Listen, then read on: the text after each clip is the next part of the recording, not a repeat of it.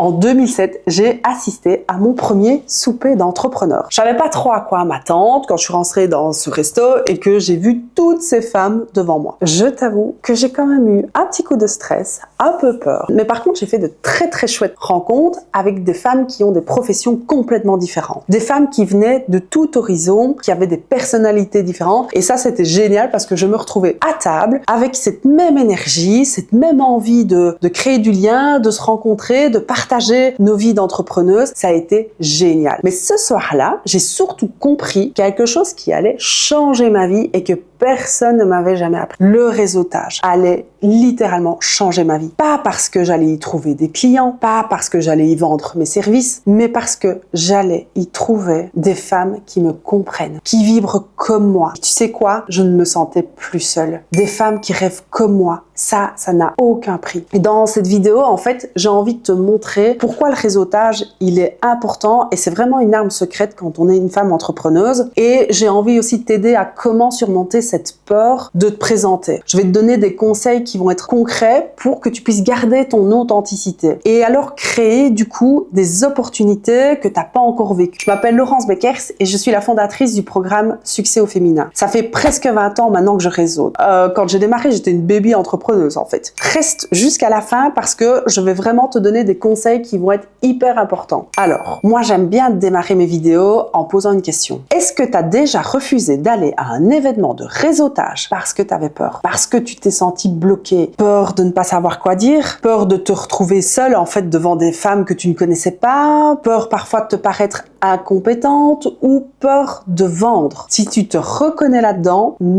tu n'es absolument pas seule. La plupart des femmes que j'accompagne, elles ont déjà eu cette peur. Au moins une en tout cas. Et elles me demandent souvent, qu'est-ce que je dois dire en fait? Comment je dois me présenter? Moi, je suis pas spécialement à l'aise pour parler en public et j'ai déjà des femmes qui m'ont dit, écoute, je ne saurais pas venir. Je suis pas à l'aise. C'est pas ok pour moi. Des fois, elles ont peur de déranger ou, une fois qu'elles ont dit bonjour, elles sont bloquées en fait. Elles savent plus quoi dire. Pendant ce temps-là, en fait, tu passes à côté d'opportunités extraordinaires, des rencontres qui vont changer ta vie, des amitiés qui vont devenir des piliers ou des contrats qui arrivent aussi, alors par surprise, c'est toujours des belles surprises, mais le réseautage, en fait, quand il est bien fait, c'est quelque chose d'excessivement puissant. Et pour moi, c'est vraiment une arme qu'une femme entrepreneur puisse avoir. Aujourd'hui, je te montre comment faire pour te sentir toi, tout en ayant l'audace d'aller à la rencontre de l'autre. Sans te vendre, sans perdre ton authenticité, c'est parti. Avant de te parler de mon expérience, avant de te donner tous mes conseils, moi, j'ai envie de te raconter une histoire qui m'a fascinée, que j'ai regardé en série sur Netflix dernièrement. C'est une histoire qui se passe au début du XXe siècle aux États-Unis et il s'agit de l'histoire de Sarah Breedlove. Tu la connais peut-être, pas sous ce nom, mais sous le nom pour lequel elle a été célèbre et connue, qui était son nom d'épouse, c'est Madame C.J. Walker. Alors, Madame C.J. Walker, c'est la première femme qui est devenue millionnaire de l'histoire américaine. Et laisse-moi t'expliquer d'où elle venait. Donc, en fait, Sarah Breedlove, elle est née en 1867 en Louisiane. Elle était fille d'anciens esclaves. Elle est devenue orpheline à 7 ans. À 14 ans, elle s'est mariée pour pouvoir fuir la misère. Et à 20 ans, elle s'est retrouvée veuve, toute seule, avec sa fille. Elle travaillait comme blanchisseuse. Elle gagnait $1,50 par semaine. En fait, elle n'avait rien. Elle était extrêmement pauvre. Et pourtant, à sa mort, en 1919, elle était millionnaire. Elle avait créé un empire de produits capillaires pour femmes noires, avec une force de vente de plus de 40 000 femmes entrepreneurs à travers les États-Unis et les Caraïbes. 40 000 femmes qu'elle avait formées, qu'elle avait accompagnées et qu'elle avait portées. Son secret, le réseau féminin. Madame Walker, elle avait compris quelque chose de fondamental. Seule, elle pouvait vendre des produits capillaires, sans aucun problème. Mais entourée d'un réseau de femmes qui croyaient en elle, elle pouvait changer des vies. Elle organisait des conventions nationales pour femmes entrepreneuses. Elle organisait des réunions. Elle organisait des formations. Elle faisait des cérémonies avec des remises de prix.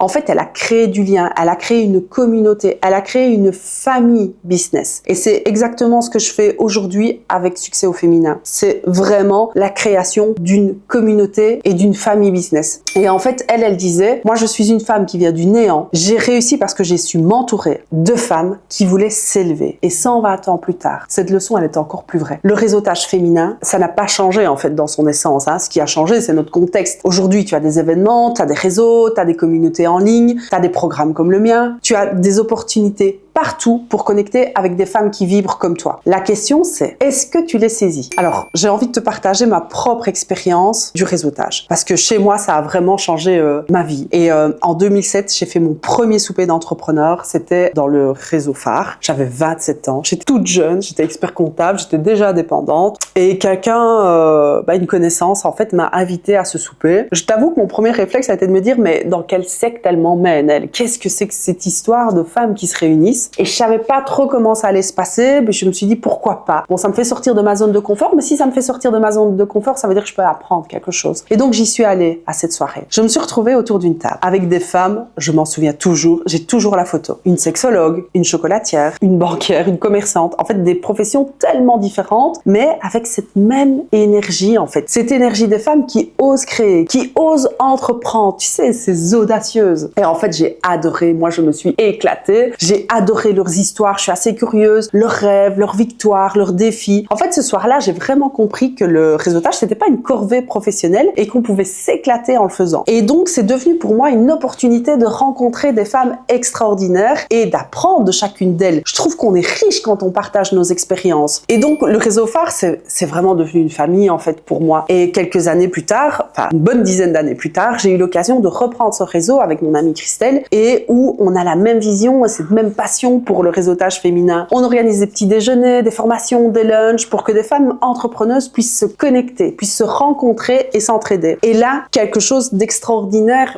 se passe parce que tu crées du vrai lien. Tu crées des vraies amitiés qui deviennent des piliers, en fait, dans ta vie, tu vois. Et donc, tu te retrouves avec des femmes que tu appelles quand ça va et que tu appelles aussi quand ça va pas. Ça s'appelle des amitiés. Et ça, c'est juste extraordinaire. Mais il y a autre chose. Au-delà de cet humain, de ces liens, etc., il y a quelque chose que j'avais pas prévu. Alors, certaines vont me dire, oui, mais c'est quand même la base. Mais voilà, moi, je l'avais pas prévu. Et c'est peut-être pour ça que c'est arrivé, d'ailleurs. Mon chiffre d'affaires, il a doublé chaque année. Pas parce que j'allais chercher des clients dans ce réseau, mais pas parce que je distribuais des cartes de visite, mais parce que les femmes que je rencontrais, elles me recommandaient. Naturellement, spontanément, parce qu'elles me connaissent, me faisaient confiance et m'aimaient bien. Et ça, c'est la magie du réseautage. Autant, tu ne cherches pas à vendre. Et quand tu ne cherches pas à vendre, les opportunités, elles arrivent. Parce que les meilleures opportunités ne sont pas dans les annonces. Elles sont dans les relations, dans le lien que tu vas créer avec l'autre, dans les conversations autour d'un café, dans les connexions humaines que tu crées au fil du temps. Et ça, c'est le vrai pouvoir du réseautage. Maintenant, parlons un peu de cet éléphant-là qui est dans la pièce. Pourquoi tant de femmes n'osent pas réseauter? Ou, quand elles réseautent, elles le font mal. Le premier blocage, c'est vraiment la peur de se présenter. Ça, c'est le blocage le plus important. Je ne sais pas comment parler de moi.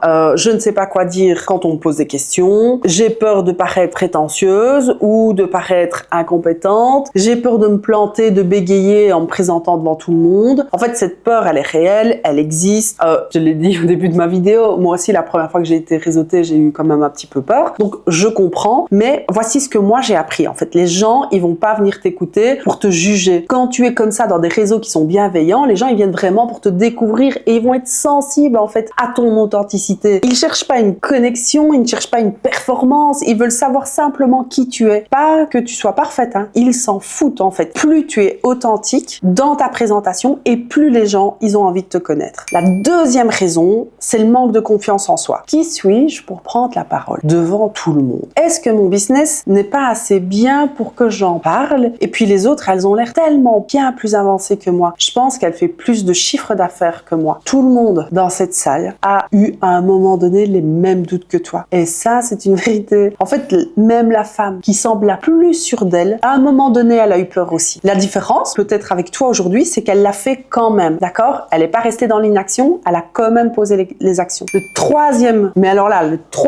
erreur, et c'est pour moi, c'est ce que je vois le plus souvent, c'est des femmes qui arrivent à un événement de réseautage avec un seul objectif. Trouver une cliente, remporter un contrat et vendre leur service. Et ça se voit. Mais ça se sent à des kilomètres. Tu parles à quelqu'un et tu sens les dollars dans les yeux parce qu'elle t'écoute pas vraiment. Elle calcule, elle cherche à savoir si tu peux lui être utile. Et ça, c'est repoussant en fait. Parce que les gens veulent être vus, entendus, compris, mais certainement pas utilisés. Le conseil 4 que je vais te donner est celui que personne n'ose dire, mais c'est peut-être le plus important de tous. Le réseautage ne fonctionne pas comme ça. Le réseautage, c'est du long terme. C'est construire des relations, en fait, pas des transactions. Et les femmes qui réussissent le mieux en réseautage, ce sont celles qui viennent pour donner. Pas pour prendre, pas pour arracher, pour donner. Voici maintenant 7 conseils pour réseauter avec authenticité, ceux que j'ai développés en presque 20 ans d'expérience. Mon premier conseil, c'est viens pour l'humain, pas pour le contrat. C'est de changer ton intention avant même d'entrer dans la salle. Pose-toi cette question, qu'est-ce que je viens chercher ce soir? Si la réponse c'est des clients, change de réponse. Change d'énergie avant de franchir cette porte. La bonne réponse pour moi, c'est je viens rencontrer des femmes extraordinaires, je viens découvrir leurs histoires et je viens créer du lien. Parce que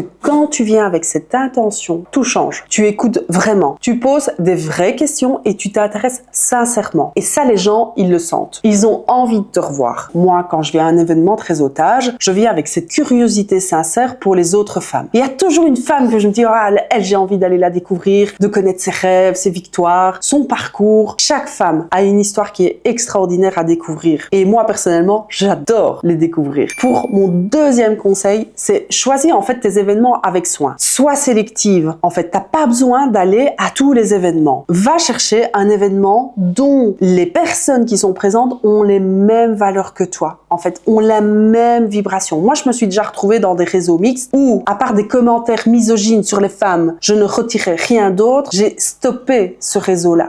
Et aujourd'hui, j'ai pu sélectionner les réseaux dans lesquels je vais parce qu'ils ont la même valeur que moi, les mêmes visions, et donc je suis entourée de femmes qui vont vibrer comme moi. Et donc ça, tu vois que ça draine en fait une énergie qui est complètement différente. Donc avant chaque événement, demande-toi si les gens que tu vas te retrouver à cet événement-là, ils ont les mêmes valeurs. Et est-ce que tu vas te sentir bien? Si tu te sens pas bien dans un environnement, ça veut dire que tu n'es pas à ta place. Change d'environnement. Et passe ton tour sans culpabilité. Je suis sûre que tu trouveras toujours un réseau qui va te correspondre. Mon troisième conseil, c'est prépare ton pitch en fait. Et entraîne-toi. Alors pas pour le réciter mot à mot comme ça, mais soit tu te mets devant la glace, soit tu demandes à une de tes amies et tu prépares quelque chose qui est un petit peu solide. Un pitch, c'est pas très compliqué à construire. Tu peux le faire en 3 phrases. Qui tu es, d'accord, ce que tu fais et pour qui et quel résultat. Par exemple, moi je peux arriver en disant bonjour, je m'appelle Laurence, j'accompagne des femmes en reconversion à créer un business rentable et aligné en 6 mois grâce à mon programme d'accompagnement succès au féminin. C'est simple, c'est clair, c'est mémorable et donc entraîne-toi, même avec une amie en fait,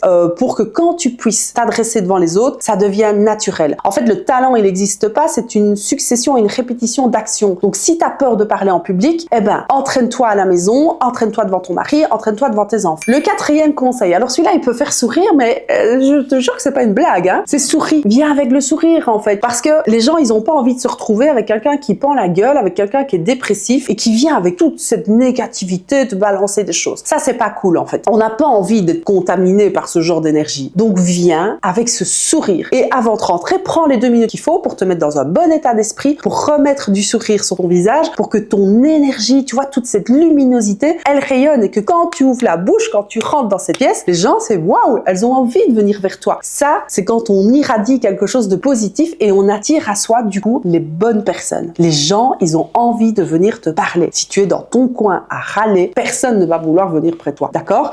Et avoir un sourire, ça veut pas dire que t'es fausse, d'accord? Ça veut juste dire que t'es là, que t'es présente, que t'es heureuse et contente d'être là. Parce qu'une femme qui va vibrer, elle va attirer naturellement à elle. Alors, avant d'entrer dans un événement, tu prends ces fameuses 2 minutes, tu respires. Si tu connais la cohérence cardiaque, tu fais un exercice de cohérence cardiaque et tu décides d'être la personne la plus lumineuse de la salle. Pas la plus parfaite, ok? Pas la plus impressionnante, on s'en fout, ça c'est pour l'ego. La plus lumineuse. Va chercher cette lumière en toi et irradie de cette lumière et regarde ce qui se passe. Tu vas voir, c'est magique. 5e conseil, c'est d'être patient. En fait, le réseautage, c'est pas du sprint, c'est pas un marathon et tu ne vas pas à un premier événement où tu reviens avec 3 clients. Ou c'est rare. Maintenant, il y a des réseaux qui sont très très spécialisés uniquement business et qui peuvent avoir une certaine rentabilité impressionnante. Mais en général, ça ne marche pas comme ça. Tu vas pas à un premier événement où tu rencontres des femmes, tu crées des liens et puis tout de suite, tu as les contrats. Par contre, quand tu reviens à un 2e événement, que tu approfondis la relation, que tu revois des personnes que tu as déjà vues une fois, ces femmes, elles te reconnaissent. Alors du coup, elles commencent à apprendre qui tu es. Elles peuvent du coup plus te faire confiance. Et naturellement, en fait, tu vas voir que les opportunités, elles arrivent. Une règle d'or, donne avant de recevoir. Partage des informations utiles, en fait. Fais des mises en relation, rends des services sans rien attendre en retour. Et le réseau, tu verras, il te le rendra toujours. Alors, mon 6e conseil, et c'est celui que la plupart des femmes oublient, le suivi. Bah ouais, une fois que ton événement est fini, qu'est-ce qui se passe en fait? Tu vas rencontrer des femmes qui sont extraordinaires, tu fais une super connexion, une super conversation, tu rentres chez toi, t'envoies pas de message, tu proposes pas d'aller boire un café. Et elles non plus. Bah, en fait, cette connexion qui potentiellement était magnifique, elle disparaît. Donc moi, ce que je te propose de faire, c'est que le lendemain de ton événement, quand tu as rencontré quelqu'un pour lequel il y a ce petit truc, envoie un message en fait. Envoie un message pour lui dire mais j'ai été hyper ravie de te rencontrer et ça me ferait super plaisir de te revoir. Est-ce que tu reviens à tel événement? Ou est-ce qu'on peut aller prendre un café ensemble? Et tu verras que les amitiés, bah, elles naissent comme ça,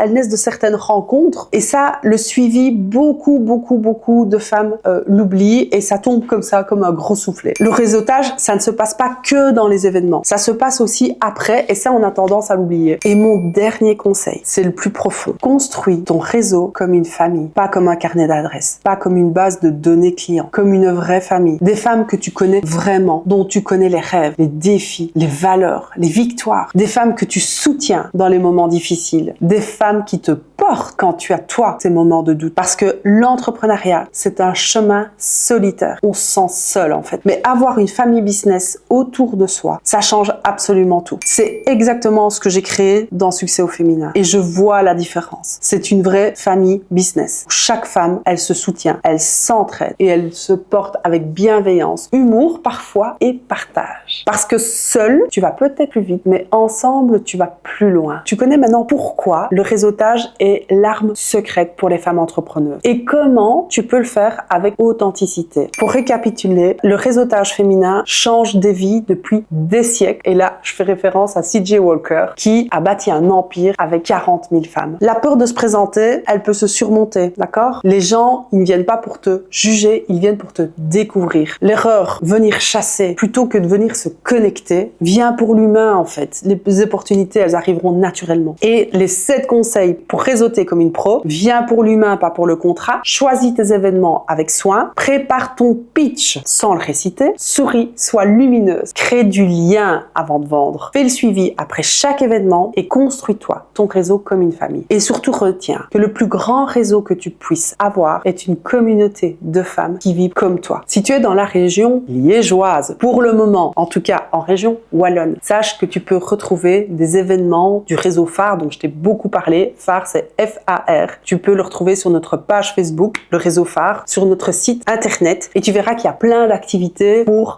toi, femme entrepreneuse. Si maintenant tu es dans un business, tu te sens seule, que tu as envie d'évoluer et que tu as envie de te faire accompagner, alors je peux te proposer de cliquer sur le lien en description et de prendre un appel qui est 100% gratuit. C'est un appel découverte avec moi où on va parler de ton business, on va parler de ton blocage, on va parler de tes peurs et on parlera aussi du réseautage parce que c'est une des clés pour te faire évoluer. Si tu as aimé cette vidéo, je te propose de la liker, de la partager à une amie qui pourrait entendre ces conseils pour réseauter avec authenticité. Abonne-toi à ma chaîne, ça m'aide grandement et je te retrouve pour une autre vidéo.